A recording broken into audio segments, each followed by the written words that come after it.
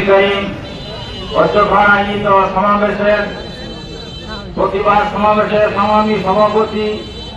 যদিও আমরা বলে থাকি এটা প্রতিবাদ সমাবেশ, কিন্তু আমরা বর্তমান দেশের প্রচলিত আইনকে সাথে রেখে এদের সঙ্গে থেকে মুহাম্মদ রাসূলুল্লাহ সাল্লাল্লাহু আলাইহি ওয়াসাল্লামের বিরুদ্ধে এত জঘন্যতম কটূক্তিকারীর বিরুদ্ধে শুধু আমরা প্রতিবাদ জানাতে চাই, যতক্ষণ পর্যন্ত আমরা প্রতিরোধ গ্রহণ করতে না পারবো উম্মতে মুহাম্মদ হিসেবে মুখে আমাদের দায়িত্ব পালন হবে না। সাথে বন্ধু আমার শেখ মানবতা বিরোধী সব এই সাথে সমস্ত মুসলমান উম্মতের পরিচয় দংশন করেছে। আমরা সবাই ওদেরকে দাঁড়িয়ে দিয়েছি, সবাই রোজা বলতে আইন প্রশাসনকে আমরা দাঁড়িয়ে দিয়েছি। ওয়াজি সাথে বলে দৃষ্টান্তমূলক শাস্তি না দিতে পারে সমাজের মুসলমান যদি সবকে ধ্বংস করতে যায়, এই ড্রাইভার সরকারি কর্মকর্তা এবং আইন শৃঙ্খলা বাহিনী ধ্বংস করতে হবে।